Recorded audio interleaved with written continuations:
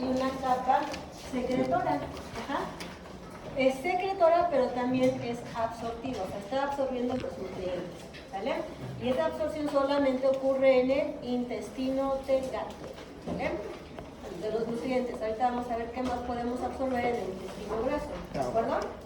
Ok, ahora, son capas funcionales, secretora y absortiva y capa muscular, ¿vale? La muscular es la más externa, por cierto, ¿vale? Y finalmente, por supuesto, tenemos una capa serosa que va a cubrir a todo el intestino y todo el tracto digestivo, ¿vale? Pero tomen en cuenta que aunque ustedes lo encuentren así en los libros, piensen que solamente se están refiriendo al intestino. Ajá. El aparato digestivo, el tracto digestivo es mucho más extenso que eso, ¿de acuerdo? Ahora bien, habíamos platicado rápidamente cuando vimos al sistema nervioso autónomo que había por ahí una cosa de, hablemos de otro sistema nervioso, ¿no? El pequeño cerebro, que es básicamente toda la inervación que tiene todo el tracto digestivo, ¿vale?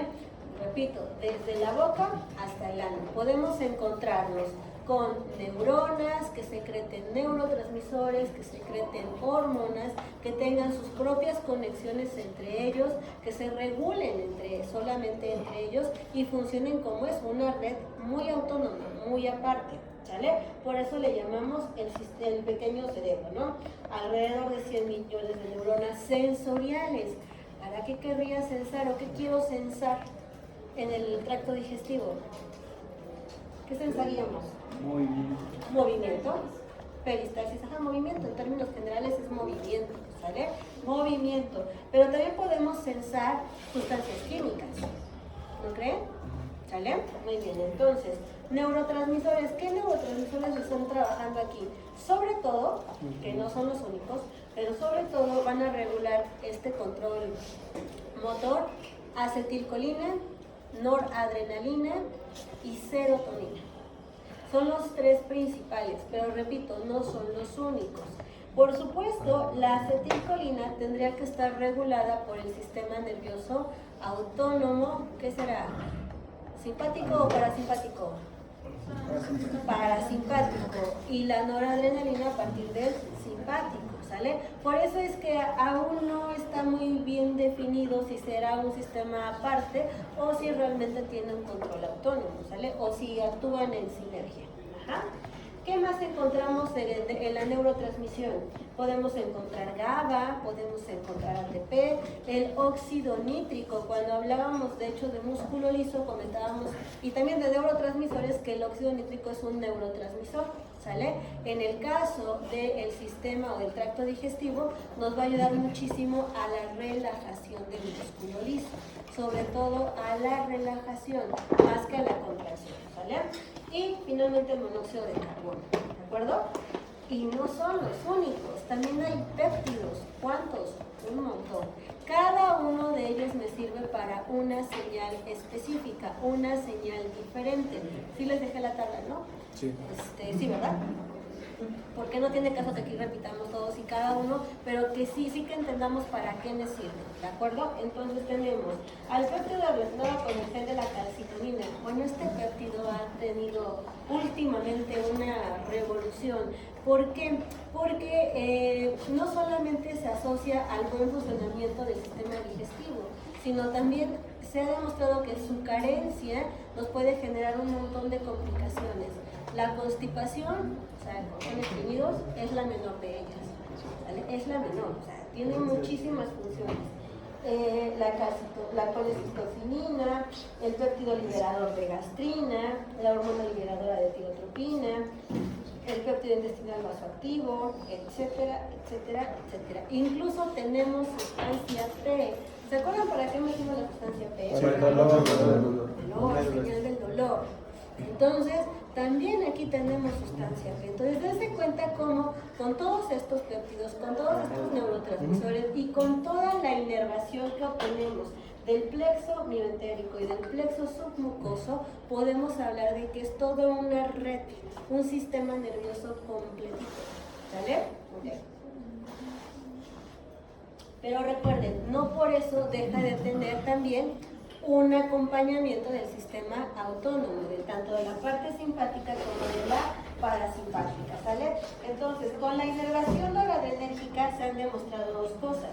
Que existe una inervación extrínseca, por supuesto que viene de las fibras simpáticas, esas fibras de las que ya platicamos, que llegan al estómago, que relajan al intestino, ¿no? Vamos a ver de las paredes del músculo liso, ¿no? Que llegan a estas paredes, que las relajan o que constriñen los esfínteres, ¿sale? Esa es una inervación extrínseca, pero también se sabe ahora que también podemos tener fibras dentro del sistema nervioso que liberan también su propia noradrenalina. Ajá, por eso les decía, ahí todavía hay un gran debate, ¿no? Y que, bueno, que también puede hacer este control, ¿no? Y luego tenemos a la inervación colinérgica. Esta sí, para que vean, no se ha demostrado que tenga producción propia, sino que sí dependemos completamente de las fibras del sistema parasimpático. ¿Sale? Incluso ya habíamos platicado sobre que cuando está activo el parasimpático porque queremos hacer digestión, vamos a encontrar una mayor movilidad de todo el tracto. ¿Sale? Eso sí lo habíamos platicado. Y que por supuesto reduce la actividad del simpático. Cuando está más activo el parasimpático se reduce la activación simpática, ¿sale? Y tal es así que bueno, por eso no lo comentamos, pero sí dijimos que cuando estamos con el sistema simpático, ¿se acuerdan? Dijimos, se redistribuye la sangre a los músculos. Pero cuando está activo el parasimpático, ¿hacia dónde va la sangre? Hacia las vísceras. ¿Por qué? Porque es el momento de empezar a absorber los nutrientes.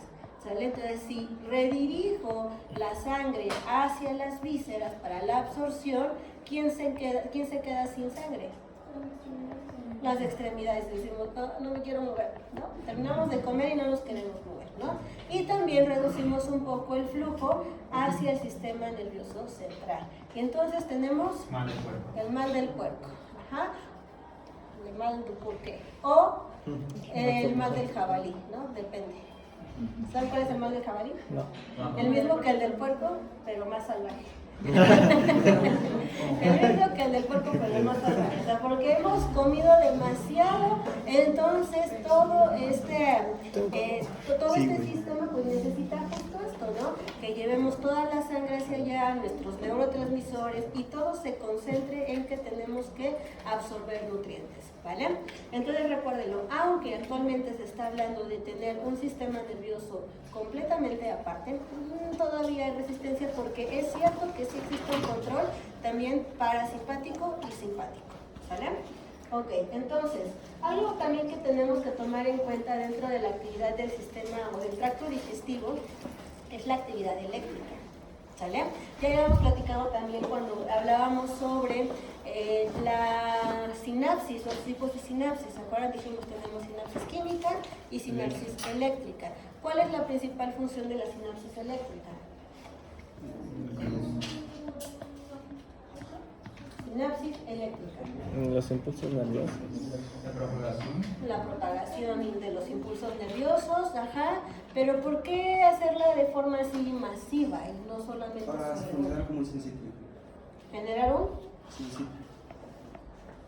sinsitio? Queremos que muchas células, que aunque estén separadas, que aunque estén alejadas, puedan comunicarse a la distancia incluso, ¿no? Y trabajar en coordinación. Requerimos que se coordinen, ¿sale? Entonces, ¿qué podemos encontrar en el músculo liso del tracto digestivo? Que hay actividad que yo puedo medir, fíjense, desde el estómago. O sea, cuando el estómago empieza a trabajar, ¿sale? Y aunque esté vacío, está generando su propia actividad eléctrica, porque justo tiene un sinsitio, células que se van comunicando entre ellas, ajá, pero sobre todo cuando iniciamos la digestión, sí, ya dijimos, iniciamos en la boca, ¿no? Pero ¿quién lo nota primero? Porque podemos mascar un chicle, pero no tener nada en el estómago. Entonces, ¿quién lo va a notar? Primero, antes.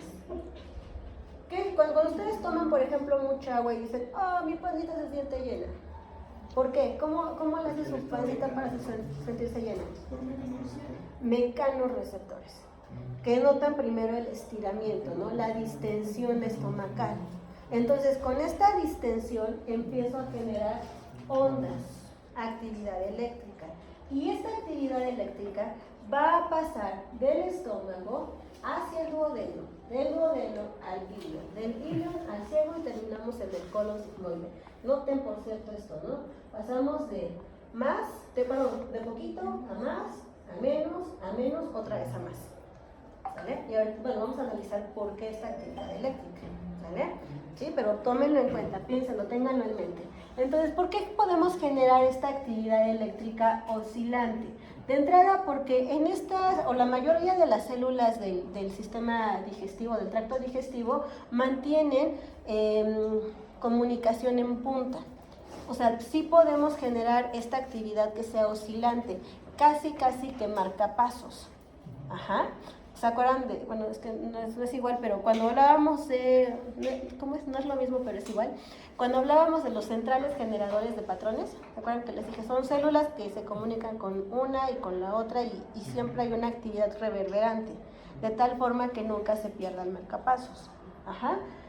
Es muy parecido a lo que está pasando aquí, ¿sale? Hay células que todo el tiempo mantienen una descarga constante para tratar de mantener esta oscilación, ¿sale? ¿Cómo le hacemos para comunicarnos desde el estómago hasta el colon con una actividad que sea oscilante? Aquí juegan un papel sumamente importante las células intersticiales de Cajal, ¿sale? Estas células son células que emiten actividad eléctrica, ¿sale? Son muy parecidas a lo que van a ver en fisiología cardíaca, el sistema de conducción del nodo SA, el nodo AB, las fibras de Purkinje, ¿sale? Son células que actúan muy parecidas, son células que producen espontáneamente electricidad, ¿sale? Y que por supuesto están mucho más activas cuando tenemos digestión. Entonces, en el músculo liso, ¿qué puedo encontrar? Actividad eléctrica per se, que se genera en el propio tracto digestivo a través de las células de Cajal, que además se comunican con el músculo liso que está recubriendo, o sea, ojo, el músculo liso, este músculo me sirve para la contracción, no para la absorción. Aguas con eso, ¿sale? Vamos a regresar un poquito. Porque a veces nos enfocamos tanto en el músculo liso que lo obviamos, ¿sale? Pero fíjense, las células que van a absorber están allí, en la luz del tracto, ¿sale? Después tenemos una capa muscular mucosa. ¿Por qué mucosa? Porque requerimos, ahorita vamos a ver todas las secreciones, no solamente el muco. Hay muchas secreciones que van a ir hacia la luz, ¿sale? Después viene el músculo liso. Y tenemos dos, ¿no? Uno circular, que corre paralelo a cómo va surgiendo el tubo, que me va a servir para generar esto, ¿no? Fuerza, empuje. Pero también tengo un músculo liso longitudinal, que al corte histológico, ahora las fibras se ven perpendiculares, ¿no? Tengo unas así y tengo otras así. Y entonces me van a generar fuerza. Estamos haciendo una malla, ¿se dan cuenta? Es como una malla doble. Una que corre perpendicular y otra que corre paralela. ¿Sale? ¿Sí? Entonces, tomen en cuenta eso, ¿sabes? Quien se contrae es el músculo liso. Le sirve para la contracción y la relajación. Quien absorbe es la última capa, la capa absortiva, ¿sale? Que son las células del epitelio, ¿sale? Las células ciliares. También son células ciliares, por cierto. ¿Sale? Ahorita hablamos de células ciliares. Entonces, también pasa mucho. Estamos aquí. Entonces, ese músculo liso, el que se va a contraer, es el que tiene sinapsis con las células de Cajal que generan conducción eléctrica, ¿sale?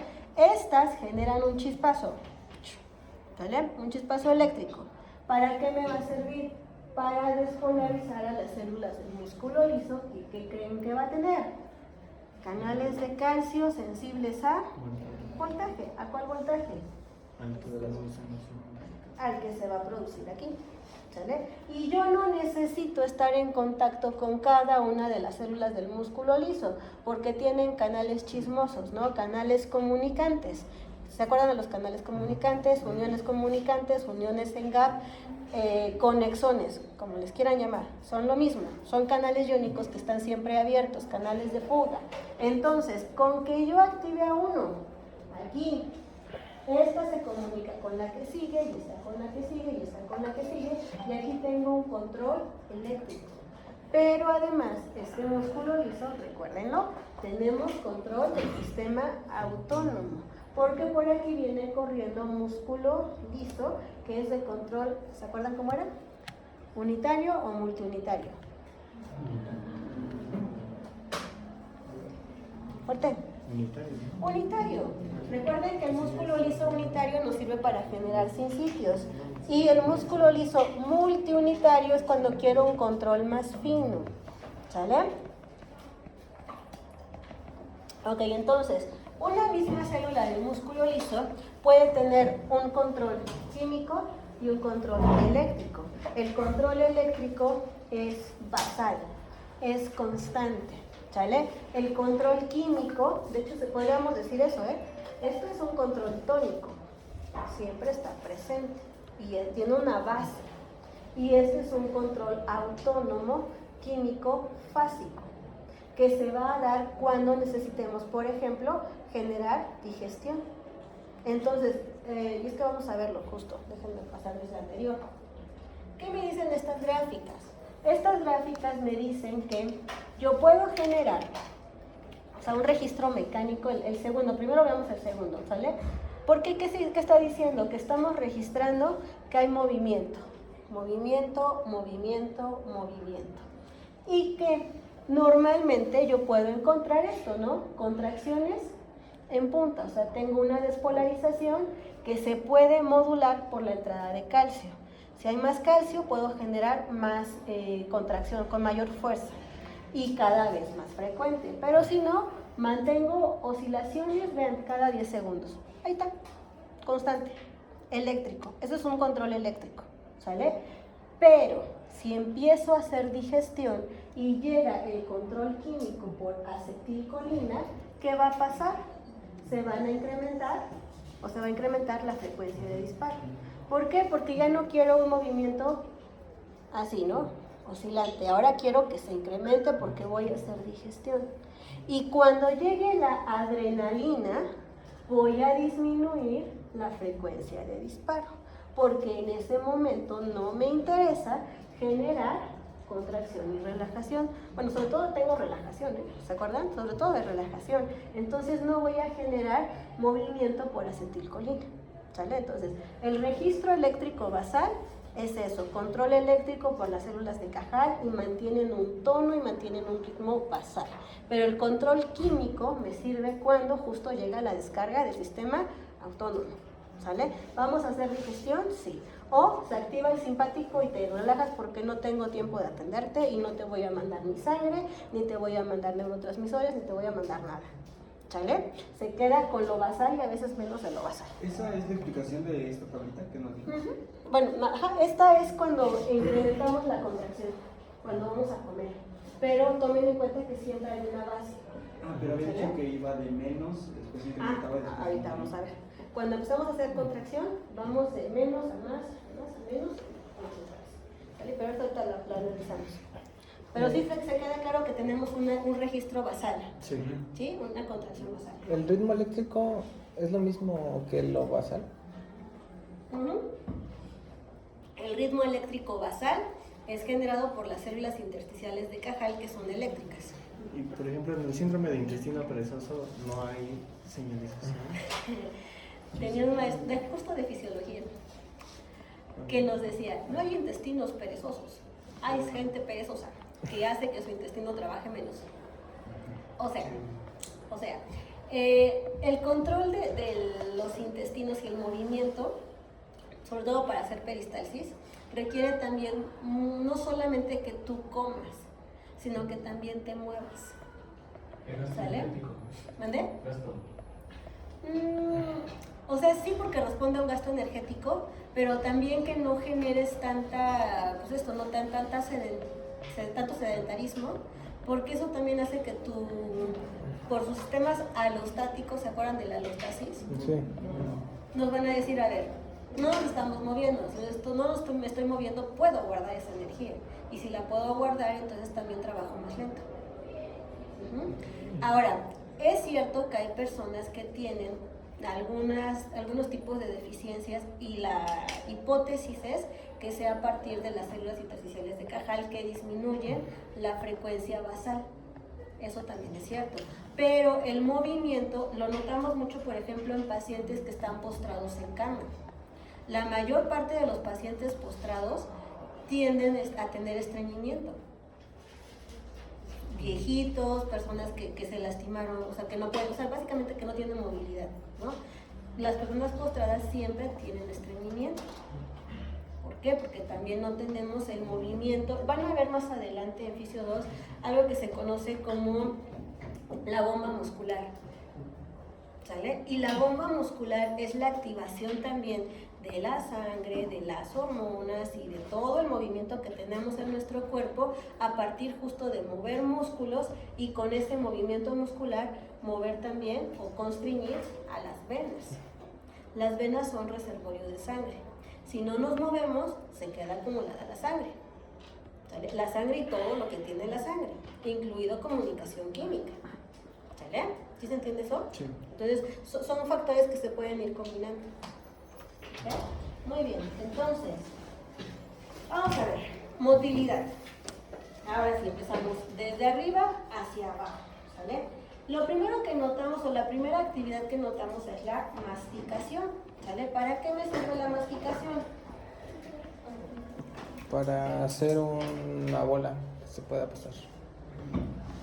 Hacer una bola que se pueda absorber, partículas grandes en partículas pequeñas, hacer una masa, ¿sale?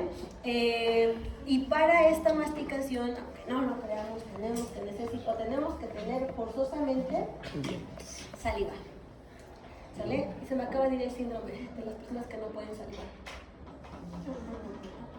¿Alguien lo sabe? Se me acaba. Creo que sí, ajá. Se me acaba de ir su nombre, pero sí creo que sí es Nada más esto. estudiar. No puede salivar, es un desmadre. Entonces, Es ¿cómo un comerías? desmadre. Su vida es una complicación. De hecho, tenemos una administrativa que tiene este síndrome, y todo el tiempo necesita no solamente estar tomando agua, necesita tener esta saliva artificial, que no es otra cosa más que agua con sal. Sí, agua con sal o agua mineral, pero no tiene algo que es muy importante, que es muy importante de la saliva, que son los anticuerpos. ¿Las enzimas? ¿Sale? Enzimas también y anticuerpos. La saliva artificial ojalá tuviera todas las enzimas, pero realmente no las tiene. ¿Sale? Si ustedes buscan en internet, ¿qué tiene la saliva artificial? No tiene enzimas. Ok, entonces, ¿para qué me sirve la saliva? Humedecer y homogenar, ¿sale? Si nosotros no homogenamos y mandamos partículas secas, imaginen esto, partículas secas a la garganta, ¿qué es lo primero que sienten? Ardor, raspor. Tos, ¿sale? Por eso la parte de humedecer es sumamente importante. De hecho, hay por ahí un dicho, ¿no? Que dice que el que tenga más saliva traga más pinole. Es un refrán. ¿No lo habían escuchado? El que tiene más saliva traga más pinole. O sea, quien es más chingón hace más cosas, ¿no? ¿Y por qué es tan importante la saliva para comer pinole? Porque el pinole es una mezcla muy seca. Es un polvo de un tostado, ¿no? De maíz tostado, canela tostada, y que es deliciosa para el postre, ¿no? Pero es eso, es un polvo muy fino. Si no lo homogenamos con la saliva, nos puede generar tos. Ajá. Ok, ¿cuántas masticaciones son ideales? Se supone que entre 20 y 25, dependiendo del bocado y de la comida, ¿no? Pero vale mucho la pena que sí hagamos esta pasta homogénea, ¿vale? Ahora, ¿qué sí tiene la saliva? La saliva tiene básicamente agua, ¿sale? Está formada básicamente de agua, aproximadamente el 1% de enzimas, pero no necesitamos más, son suficientes, ¿sale? Y dentro de estas enzimas vamos a encontrar sobre todo a la amilasa salival. Ojo aquí, la amilasa solamente vamos a encontrar una enzima que degrada un solo nutriente a nivel de la boca, la amilasa, ¿sale? Vamos a pensar lógicamente, porque luego se me confunden en el examen. Y les dicen, ¿cuál de las siguientes enzimas se encuentra en la boca o en la saliva, ¿no? Amilasa salival, amilasa pancreática, espérame tantito, lipasa, ¿no? Bueno, sí, la lipasa también, la lipasa. Y luego les ponen, por ejemplo, a la la enteroterasa es muy obvio, ¿no? La peptidasa. Esa es estómago, ¿no? ¿Por qué no puede haber una peptidasa en la boca? Porque para eso tiene que estar degradado. Aparte, ¿qué más? pH, ¿qué más? O sea, ¿qué pasaría si yo tuviera una peptidasa en la boca, activa además? Y sin diría unas Proteínas degradadas. enzimas, ¿no? Regradación de proteínas, dicen por acá. ¿Y luego? Pues. En su boca. O se ingerían los receptores. Sí. Antes que eso. Se degrada. Pues el mismo tejido. No podemos poner ninguna enzima que degrade el tejido que tengo en la boca ni en el tracto. No, sí, ¿verdad? Y yo no sé por qué luego me ponen que las enzimas activas están en la saliva. Pues no, no se puede. Me rompo yo solita mi boca, no tiene ningún sentido, ¿sale? Entonces, ¿qué sí se puede degradar en la boca con la saliva? Lípidos, algunos lípidos, ¿no? Y empezamos a degradar, ojo, a degradar, no a absorber, ¿sale? Se empieza la degradación de carbohidratos y de lípidos, jamás nunca de proteínas, ¿sale? Ok, ¿qué más encontramos? Y ojo, que con la lipasa apenas es la liberación, pero no la activación. La activación se hace a nivel del estómago cuando tenemos el pH idóneo, no el pH ácido. Por eso es que el único nutriente que empezamos a degradar en la boca son los carbohidratos, y de estos el almidón. ¿Sale? Ok, ¿qué más encontramos? Las inmunoglobulinas, específicamente la A, que nos ayuda a combatir bacterias, ¿sale? Por eso es que actualmente, incluso a partir de la fisiología que estudian los estomatólogos, se está buscando hacer conciencia de que no podemos simplemente pensar que todo el trabajo lo van a hacer los cepillados o los enjuagues, ¿no? Para generar, para disminuir la placa bacteriana. La saliva es sumamente importante, ¿no? Este síndrome rarísimo, que recuérdenme cómo se llama, siempre se me olvida. Sugar. También puede generar un incremento de caries en estos pacientes, porque al no tener saliva y no tener a esta inmunoglobulina, se genera o se propicia la generación de más bacterias, ¿sale? Pues usamos un enjuague antibacteriano, sí, pero resulta que tenemos una microbiota bucal también, que es muy importante y que matamos con los enjuagues bucales. Qué complicación. Ok, vamos a ver cómo se produce rápidamente la saliva o quiénes estimulan la producción de saliva. ¿Se acuerdan cuando hablábamos de los sentidos? Sí. Olfato, gusto, vista, hasta el sonido de cuando estamos cocinando puede generar este reflejo de la salivación. ¿Se acuerdan? Dijimos, vamos a los núcleos salivadores. ¿Dónde se encuentra el núcleo salivador? Ahí van a llegar esas ramas, esas fibras que decíamos del olfato, del gusto, de la vista. Ahí van a llegar a esos núcleos salivadores en el bulbo raquídeo, ¿sale? No solamente este control de los sentidos, también mecanorreceptores que estén relacionados con la masticación. Entonces, a mayor masticación también podemos generar una mayor producción de saliva. Decíamos hace rato, ¿no? Lo que pasa cuando consumimos chicles. Los chicles, mascamos chicles. Solamente estamos activando estos mecanorreceptores, aunque no tengamos el control superior. Pero sí podemos con estos mecanorreceptores, avisar a quién, al ganglio óptico y a los ganglios submandibulares. ¿Estos que son control de qué tipo? ¿Simpático o parasimpático? parasimpático, ¿sale? Parasimpático para que podamos empezar con la liberación de acetilcolina y con esto en las glándulas parótidas y en las submandibulares empezar la producción de la saliva, ¿sale? ¿Por qué decimos que es 99% agua? Porque vean cómo están los conductos, ¿no? Los conductos salivares, igual que todas las glándulas productoras de algo, ¿no?